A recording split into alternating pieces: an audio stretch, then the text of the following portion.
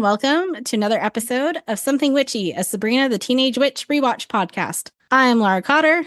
And I'm Sky Orchard. How you doing tonight, Sky? I'm okay. I don't think I've ever asked you that on this podcast before. You haven't, and you know it's hurt my feelings a little bit, but I'm a tough kid. I'll be more cognizant of that going forward. Everybody always asks, where is Sky? Not how is Sky? Is that a good thing or a bad thing? Am I a mystery? What is Sky? I wish I knew. Why is Sky?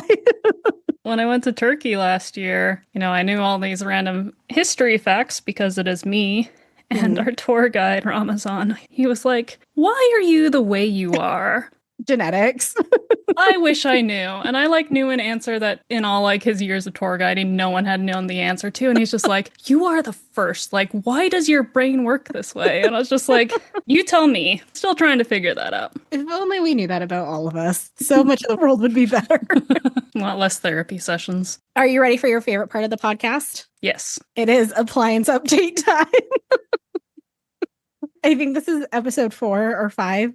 4. I think this is 4 of appliances. The update is there is again no update because last week, oh my gosh. So last episode I was like, oh, I haven't heard back from the guy who came out to look at my washer because he said he needed to order that part. And so I'm going to reach out to my warranty company. Well, before I could do that, I got a text from a different company saying, hey, I have a note here that we need to come out and look at your washer. And I have an opening for Monday, September 8th. And I was just like, I've done this before. What is this? I texted him back and I was like, hey, can you tell me exactly what you're coming out to do? Because I had a different appliance company out last week. And he came and looked, and this is what he told me. So, are you coming to install the new part?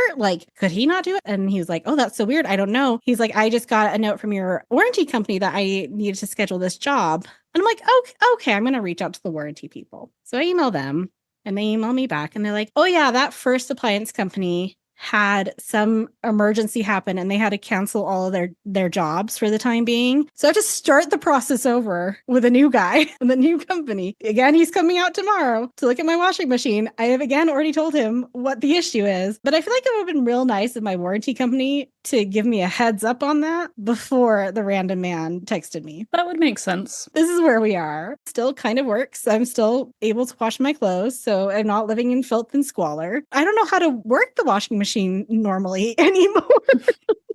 Can have a big learning curve once you have a working one. Part of me is like, at what point do I throw in the towel and just get a new washing machine rather than trying to repair a 15 to 20-year-old one? I guess as long as it's still cheaper than a new washing machine, I will continue to go down this path. My sister just got one that has Bluetooth to her phone, so it will alert her when the load is unbalanced. And I'm like, that's too much. I don't want that. I just want to push it and it goes. Our 2-in-1 stacked is a smart one as well. Mm-hmm. But it makes things hard sometimes because you want to customize your load. And it's like, well, you need to download the customization in order to push it. I do not want an app for any appliance. She also has an app for her fridge. I'm like, no. In no world do I ever want an app for my fridge on my phone. No. Well, that was my update. Do you have any fun sagas for us, Sky, or should we just get into the episode? Do I have any fun sagas? I bought a walking pad for my desk, so now I'm getting my steps in while I work. I saw your post. That looks really cool. And it was perfect timing because I bought this during a Labor Day sale. And then, Tuesday when we got back, we found out we're having this company walkathon. Ooh. And I was like, oh, I'm going to win. Hopefully. Well, I'm competitive. It's now become even more of a competition, so I'm getting my steps in a lot. I believe in you. You will win. You will crush that competition. We'll see how my quads are at the end of all this. I hope it's just big, muscly thigh.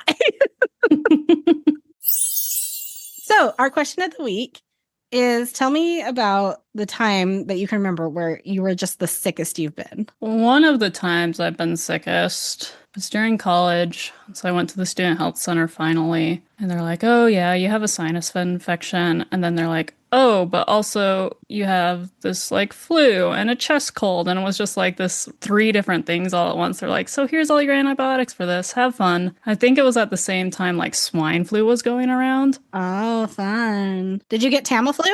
I did not. So I don't think I had the swine flu, but I had something. Also, though, My grandma then told me that if you keep an onion by your bed, it's supposed to help keep you from being sick. And I put out that onion after I got sick because that was like the fall of getting some sort of flu like 3 times. Coincidence, but I didn't get sick for the rest of the fall winter season. So I think it's more likely just you caught all the bugs at once and then you were done for the season. oh, during that time as well, Logan had a small earthquake. And so I'd gotten back to my apartment and like sat down at the table, just wasn't feeling well. And then the earth starts shaking, but I don't realize it's an earthquake. And so it's like this is how I go out. Okay. You just thought you were like seizing and like dying. Basically. And then I was like, oh, it wasn't just me feeling that. Wow. So we've already talked about, I think, the swine flu on this podcast because I talked about how it was my conspiracy theory. During that time that I was so obsessed with Tamiflu, I actually changed my Twitter handle to be Tamiflora. Wow. It was the best Twitter handle. Okay, the time that I was sickest, I am actually going to talk about one later in the episode. I'm going to talk about the time I got mono later because that was probably the worst I've ever been sick. But I will talk about this one because it's just, I still don't know what it was and it was weird. February of 2020, our friend Emily and I had just come back from St. George after going on a work trip to teach a teacher workshop. I want to say about a week after we returned, we both got like super sick. She recovered in like a couple of days. I was out for like a week and a half. And this is pre-COVID. So I was not a person who really ever called in sick to work. Like I would just maybe take a day, but I would like battle through it. And I remember Emily messaging me being like, you must be really sick if you're not coming into the office. And I was like, I think I'm dying. I don't want anybody else to catch this. It was like the worst head, cold, chest, flu thing I've ever had. Eventually got better, like had a lingering cough, and then COVID happens. And I'm like, St. George is known as the retirement community of Utah, where all the old people go. And this is in February when they're all leaving to go on their warm cruises into international waters and then coming back. I've never had a positive test for COVID. I've never done like the antibody test to see if I've ever had COVID. I have a sneaking suspicion I was one of the first COVID people in Utah, and that's why I haven't gotten it again. Interesting. Yeah, the actual sickest time I've been was also in February of 2020. There's some trauma around it, so I don't want to go into full depth there, but I thought also like could have been COVID, but then I donated blood like in the summer and the Red Cross was doing antibody checks by then and it came back negative for any sign of COVID. But February of 2020, there was definitely something around in Utah. Because there was something not necessarily COVID, maybe, but there was something bad. And I think I even got tested for the flu, and I don't think it was the flu, but it was rough. And aside from my food poisoning scandal, my food poisoning scandal, whoa, not scandal. Aside from my food poisoning episode, do not eat the food at the Salt Palace. Do not get a parfait from LaGuardia Airport before you go on a flight. I feel like just don't eat the food in LaGuardia is a good blanket statement. That was a learning curve. North Carolina, things got rough. Yeah, it was one of those illnesses where you have it and you start like you can't remember what it feels like to breathe. Yikes. Okay, enough about our terrible immune systems. Into the episode. So our episode title, it's the Finger Lickin Flu. This is season 2, episode 15. TV guide description. Sabrina's magic accidentally gets transferred to Miss Quick, who turns Mr. Kraft into a chimp. And I noticed you spell checked transferred. It was spelled incorrectly on TV guide, and I left it like that. My bad. You called out my spell check you did on me earlier. TV guide had it incorrectly on their website. I'm like, all right, go for it, TV guide. Paramount Plus. Sabrina catches the flu in her pointing finger and accidentally transfers her magic to a teacher. I think they're about the same. I prefer Paramount. I don't care for the more, I don't know, detailed, because that's just such a small part of it, I feel like. Putting the focus on it. They would have shown that clip in the previews, I'm sure, in the advertisements for it. The Mrs. Quick turning Mr. Kraft into a chimp. Yeah. It originally aired January 3rd, 1998, directed by Gary Halverson and written by Frank Conniff. This is the second one in a row with these two. We only have 3 guest stars, and they all have pretty short credits. First is Carl Michael Lindner as Dr. Brickman. He will return as the same character 2 more times. He is from something called Slappy and the Stinkers, also a TV show called Something Wilder with Gene Wilder, and something else called Krippendorf's Tribe. and there's been no other credits for him since 2004. Maureen Tamblyn as the nurse. She only has a total of 5 credits, which include Seinfeld and Star Trek The Next Generation. And Michael Wayne Williams as Frank, who also only has 5 total credits that include Men in Black and Beverly Hills 90210. I'm surprised the lunch lady isn't featured. She never speaks. They didn't want to pay that money. She doesn't have a speaking role. I feel like Frank's speaking is like, oh, my back. Like, it's like a real quick. I feel like he doesn't even need to speak. He could have just gone, ugh. All right, what were your overall thoughts on this episode, Sky? So I feel like in my guess last week, I got portions. There was Flu. Yes, that's true. There was a chicken. There was a chicken. Salem was involved. Yep. Cafeteria played a role. Yep. So, go me there.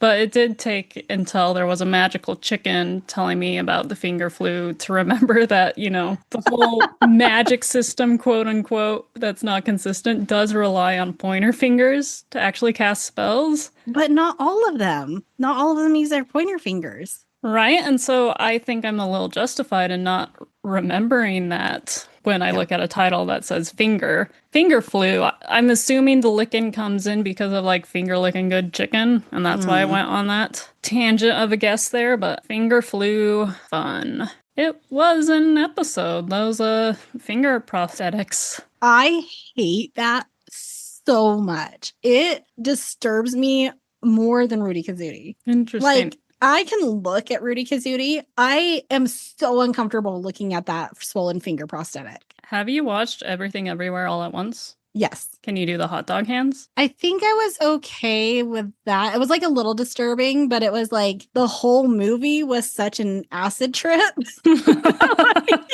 Was not as much of the focus as. Yeah, it wasn't like the part that really gets to me is when Miss Quick is like, your finger's dripping. That's when I'm just like, no, I am done. I cannot handle this. This will probably be the last time I ever watch this episode, to be honest. I also tried to focus more on the storyline rather than being grossed out by the finger. And the worst part was I knew it was coming, but I couldn't remember when in the episode the finger part showed up, and it's like just dreading it. The storyline itself felt like it was 3 episodes in one. There were so many lessons learned, and we have Valerie Mrs. Quick's confidence. We have the cafeteria storyline, and then we have Sabrina getting sick. 3 separate stories. I would have just preferred Salem's story be the main story. Make that the A. Or she can still be sick and her finger can still cause mayhem around school. We don't also need it to be tied into Valerie's self-esteem issues. That's going to take several series to solve that. What's really interesting to me is that I really loved last week's episode, The 5 Easy Pieces of Libby. I think that is one of my favorite episodes, and it's the same director and writer. And then we get to this one, and it's my least favorite episode. I don't know how that works. There were choices made. I didn't like all of them, but we will still do an episode. That we will. In our cold open, Hilda and Zelda are watching Witch News. Hosted by Richard Langston, the free-range chicken anchorman. I hope all news segments in the magical world we see from here on out are hosted by Mr. Richard Langston the chicken. The ants do say he's the most trustworthy they've watched there, but also he's a chicken who speaks. Do we think he's being punished for witch crimes? Do we just have this random magical chicken being our news anchor? I think we've established that sometimes there are animals that just talk. Remember way back in season 1 where she's pulling all the rabbits out of her hat, and when the rabbit was like, "Send me back, my wife's about to give birth." No, I forgot about that dude, but now I remember him. I think there are just some animals that talk, and I don't think there's a rule around it. Naturally. I definitely think Milady is a convict. Salem we know is a convict. Newt we know is a convict. But I don't think it's a point blank rule that if an animal talks, it's a felon. Okay. But I did have a couple of questions. Number 1, do you want a chicken wearing a tie now? Would love a chicken wearing a tie.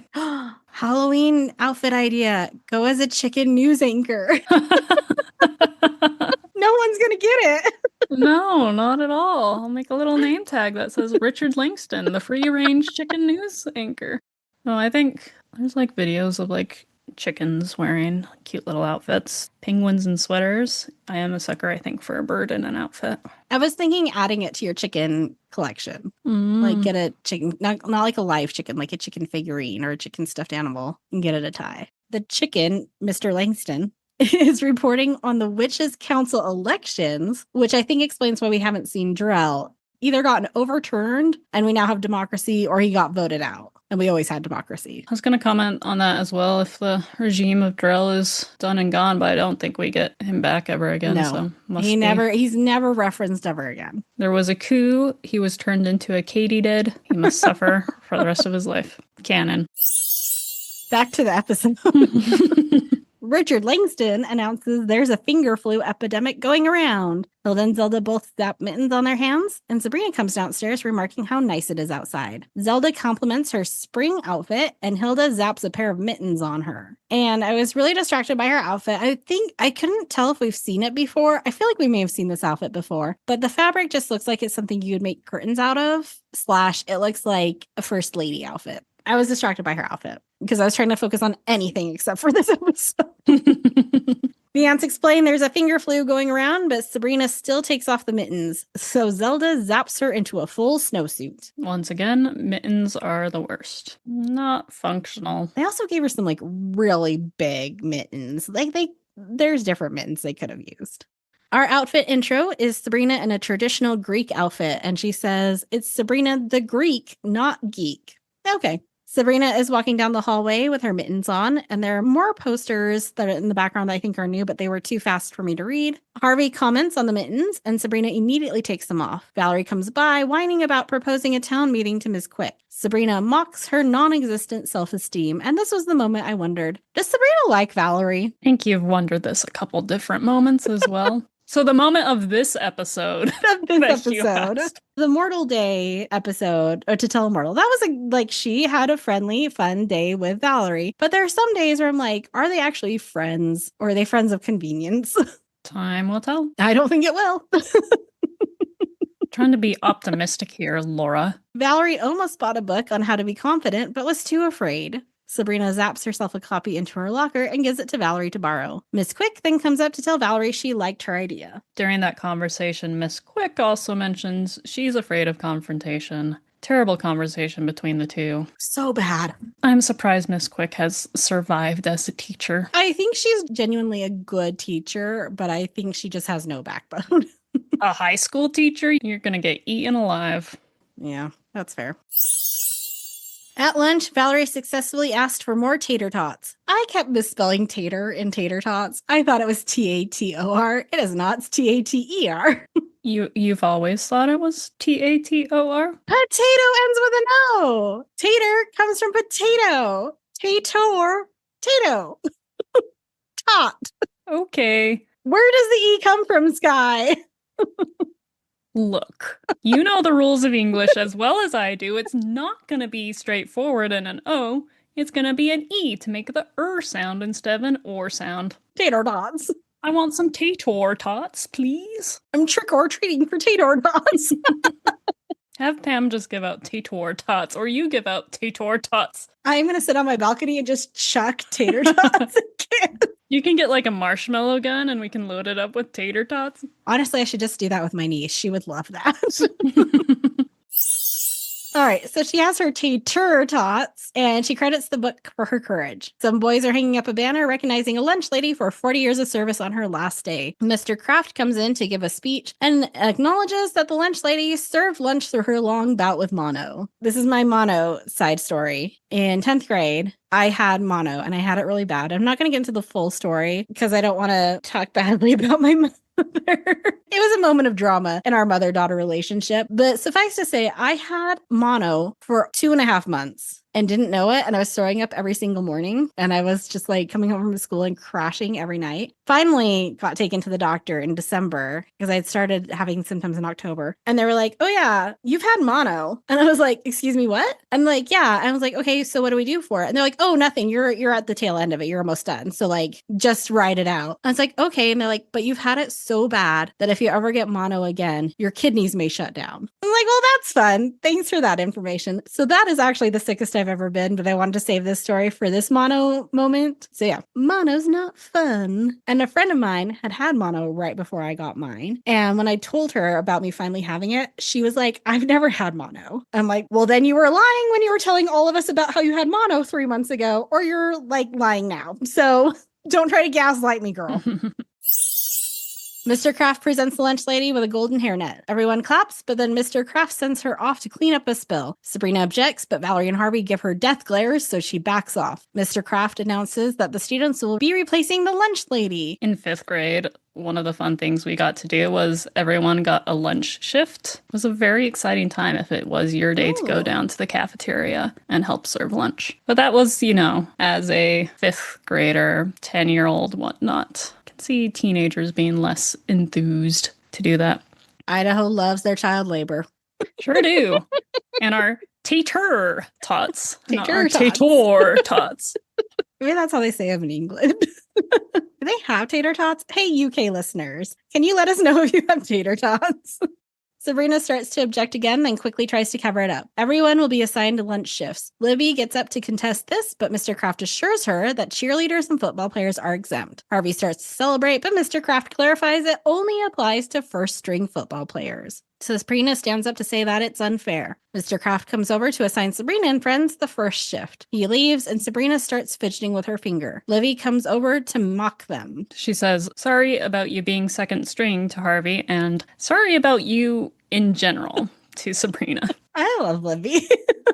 I wish we got an episode from Libby's point of view. I think that'd be fun. Oh, that'd be amazing. Sabrina's finger twitches, there's a sneezing noise, and their lunch trays go flying off the table. Mr. Kraft tells them to start by cleaning up the mess. Valerie and Harvey glare at Sabrina. Salem asks Zelda and Hilda for attention, but they ignore him. Hilda is distracted by a neighbor who might be stealing their newspaper. Hilda has on a very large and thick coat, and at the start of the episode, it was established it was a nice, warm spring day. So do they also get... Well, they don't have the flu, though. They also don't have their mittens on anymore. She has a coat on, no mittens. Yeah, and they don't put mittens back on when they know their niece is an active carrier in the house. Maybe it's one of the things where, like, if you've had it before, you have an immunity built up to it, so they're relying on that. I don't know. They were quick to put on those mittens after Mr. Langston gave his announcement. Again, zero consistency even within one episode. We're riding high for a minute, and nope, this episode just lost it all. There's also a really bad joke that I'm not going to talk about, but it's referenced here and it's referenced in a later scene. It's a joke that just did not age very well. I'll say that. Salem continues to whine. Hilda coughs, and Zelda immediately starts paying attention to her in case she might be sick. Salem notices this and pretends to sneeze, drawing Zelda's attention to him. And I just noticed... I just saw that too. Okay, you can read this because you can make fun of my spelling for this one. So Laura already touched on this comment, but here we have a nice bullet point of ants aren't wearing their men's anymore. You're thinking of Mando there.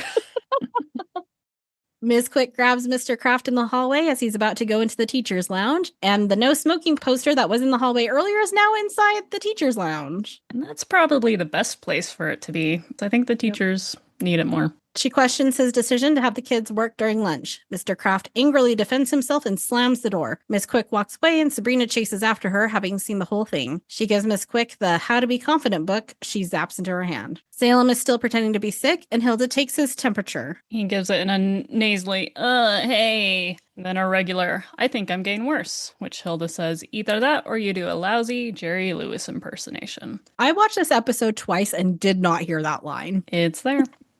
I believe you. Jerry Lewis was an American comedian, actor, singer, filmmaker, and humanitarian with a career spanning 7 decades in film, stage, television, and radio, famously nicknamed the King of Comedy. He is regarded as one of the greatest comedians of the 20th century. I feel like we just throw around every single time I look up someone that they're like the King of Comedy or the best in this century. I think That's why they're being referenced on this award-winning show. Touche. But he was known for his nasally voice, and one of the movies you would probably recognize him in is The Nutty Professor. I think I only know the Eddie Murphy version of The Nutty Professor. Well, Eddie Murphy wouldn't have ran unless Jerry Lewis walked. But he probably ran because he wrote, directed, and starred in it, so... You did a good job there. Good job, Jerry Lewis. Proud of you. So Hilda walks away after putting the thermometer in Salem's mouth. He looks around the kitchen and sits in front of the boiling kettle, using the steam to raise the temperature. Did you ever try doing that as a kid? Like, get the thermometer to read higher than it was? No, I was a good child. I was usually, like, actually sick. Also, by the time I got to high school, my mom was like, do you just need a day off of school? And I was like, yes. She's like, great. Sounds good. Nice. Mr. Kraft and Miss Quick are discussing the town meeting, but Mr. Kraft quickly shuts it down. He walks away and goes past Sabrina, whose finger sneezes again, causing all the lockers to open. And when Mr. Kraft turns around, Sabrina goes, and they say we don't have mice. The ants are pampering Salem when Sabrina walks in with a swollen finger, and this is just... Ugh. She didn't wear her mittens, and she got the finger flu. The ants pay attention to her while Salem continues to moan. She tries zapping herself into bed, but it just gives a gross nose-blowing sound. Hilda brings her chicken soup, and Zelda tells her to put her finger in it. There's some more chicken food, by the way. Yeah, look at me. My question, Sabrina was at high school with a bunch of mortal kids. How'd she catch the magical finger flu? You know, there was a moment that we'll get to where I didn't realize Sabrina had sneezed her magic to Miss Quick initially. And so I thought I just saw Miss Quick suddenly using magic. And I was like, my theory was correct. She is secretly a witch. And then I think it's been established that she probably isn't a witch. But there might be another secret witch. You never know. Like, she had to catch it from somewhere. I'm assuming finger flu germs. I mean, how far do they travel? What is their half-life in the open air? Yeah, do they travel on like objects? If other realm mail comes in, could that spread it? Is it like person to person spread? A lot of questions. Even COVID wasn't that contagious. Like, unless there was another witch somewhere in that school that also had it, and I don't know. But also, they just found out that it was going around that morning. And so she would have had I guess she could have caught it earlier. She wouldn't have caught it that morning. That's true. Okay, I forgot about incubation periods. Silly Laura. Which the mittens wouldn't have done anything anyway, because it would already be in her system. Yeah. I accept that. Okay. She caught it a few days earlier when she was in the other room. That's what I'm going with. Sabrina is going downstairs the next morning, but the ants stop her. Her finger is huge and gross looking. They are making her stay home today, and she and a sick Salem can keep each other company. And Zelda is very dressed up with her fur-lined skirt suit. Everyone walks in the kitchen to find Salem laughing at cartoons in the newspaper that he quickly turns into coughs. He's laughing, saying, I don't care what the critics say. Doonesbury makes Alzheimer's funny. Sabrina lays on the couch with a cold pack on her finger. Sabrina feels guilty for staying home while Valerie and Harvey do lunch duty on their own. The TV turns to a breaking news story about chaos at Westbridge High School, where students are throwing food at Valerie and Harvey. Mr. Kraft is being interviewed and promises to expel them. Sabrina wakes up from her dream and runs to go to school, while Salem goes back to napping. Sabrina arrives at school and everything seems fine. She quickly puts on an oven mitt to hide her hand. Libby makes an angry remark about how bad they are at this as Harvey runs to get more tapioca pudding, and Valerie goes to stop the teacher Tots from burning. There's a lot of tater tots in this episode. Sabrina hands her the oven mitt, then tries to hide her swollen finger in a hot dog bun. Yeah, that was a gross moment. That was so gross. It was so bad. Just then it sneezes again and hits Miss Quick. Sabrina wonders what happened when Libby steps up, demanding chili and making fun of Sabrina some more. Miss Quick tells her to stop and points at her, causing her to get shoved out of line just as Harvey comes walking by with the tapioca pudding, which spills all over Libby. Miss Quick caught Sabrina's magic. Oh, I am becoming more assertive. Zelda and Hilda get home, and Hilda notices that Salem smells like chocolate. Zelda decides to take his temperature again. He asks to put it under his tongue, but Zelda declines. The camera zooms out onto a shot of the house, and we hear Salem yelling for the SPCA. Little animal abuse in this episode. Do you take a cat's temperature by sticking a thermometer under their tongue? I don't take my cat's temperature. That's the vet there. But also, my cats aren't people turned into cats who remember being people. Oh, that's true. It adds a different layer to That's why you don't commit felonies. Sabrina is still trying to hide her finger after lunch when Miss Quick walks by and zaps a kid to stop slouching. Sabrina tries to call home, but there's no dial tone on the payphone. Miss Quick walks by again and zaps the phone to spit out dimes. The ants know that Salem was faking being sick and decide to have some fun with him. But first, Sabrina calls. And I was like, oh, we went around a corner into a never-before-seen place where their electrical panel is. Okay.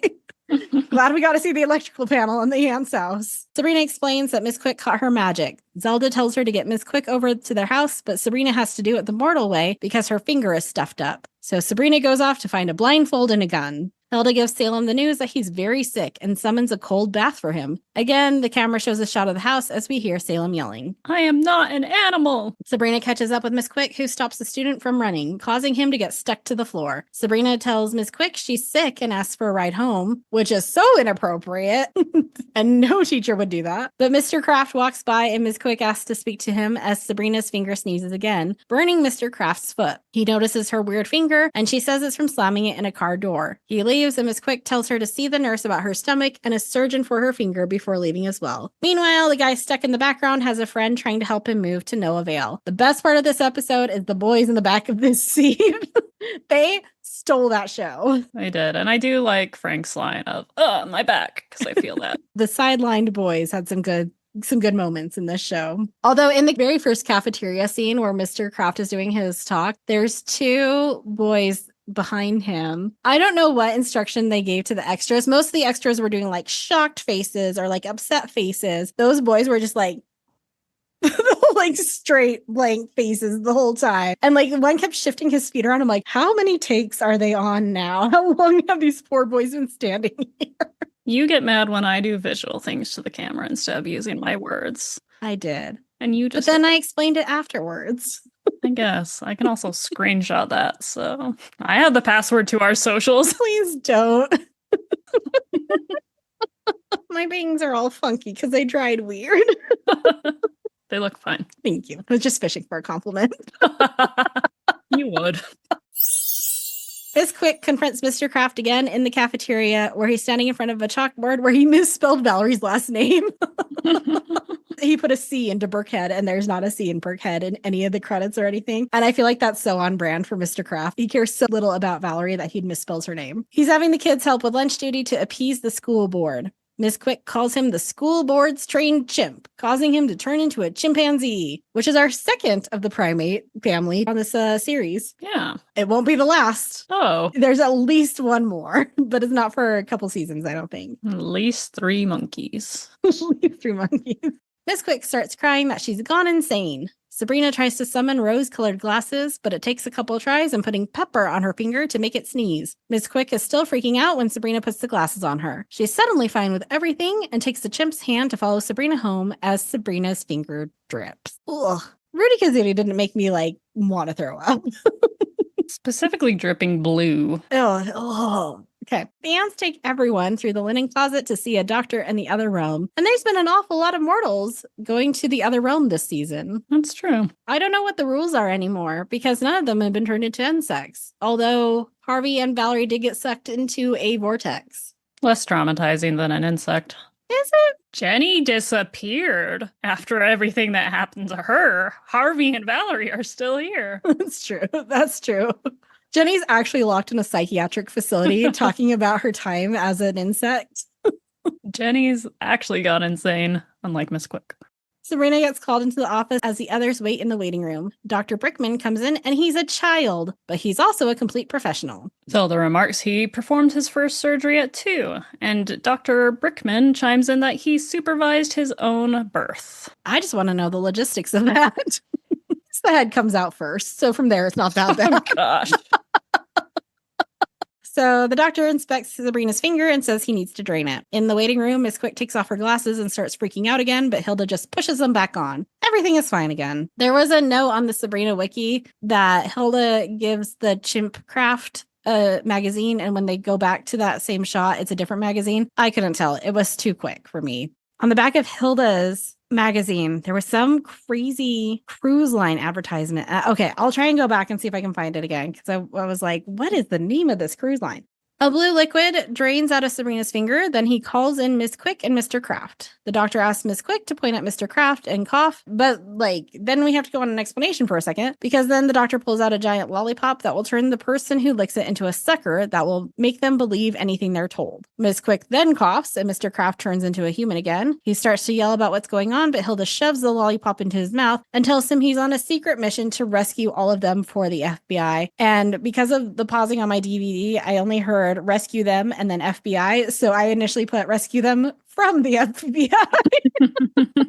Sabrina says, "Hey, this is fun," and then tells Mr. Kraft, "President Clinton went on TV and said, 'You're a big fat stupid head,' to which Kraft replies, 'And that's why I'm a Republican.'" The doctor tells them they need to go back to where the spell took place and put some cotton swabs in their ears to erase the memory of the spell. And I was like, but aren't they still going to notice that they're missing a chunk of time? Which I feel like is a thing for all the spells, but teachers who are on the clock might notice it a little bit more. Back in the cafeteria, Sabrina explains that she has to stick the cotton swabs in their ears. She finishes swabbing just as Mr. Kraft finishes the lollipop. The two teachers continue their fight from earlier, and somehow Miss Quick finds the confidence to still stand up to Mr. Kraft. He is speechless and hurt. He capitulates that he'll hire a new lunch lady, but the students will still have to work their shifts until he does. He leaves, and Miss Quick follows him to insist that he include football players and cheerleaders. He objects, but she forcefully repeats what she said. He gives in and walks away, displaying some chimp-like movements. Valerie joins Harvey and Sabrina at the lunch table. She's concerned about her newfound confidence. All she can use it for is getting more tater tots. Sabrina says to just think you are confident and you'll be confident. But Valerie's childhood traumas won't go away by reading a book. Okay,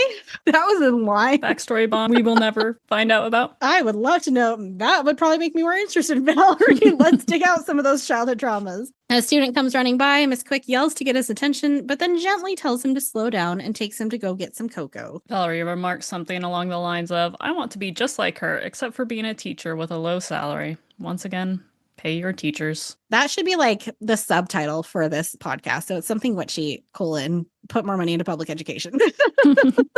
A Sabrina the Teenage Witch rewatch podcast. 2 colons. Oh, I forgot we already had it. We already have a subtitle. We can have a subtitle. What's the name of this show? What are we doing, Sky? I don't know. It's only been a year.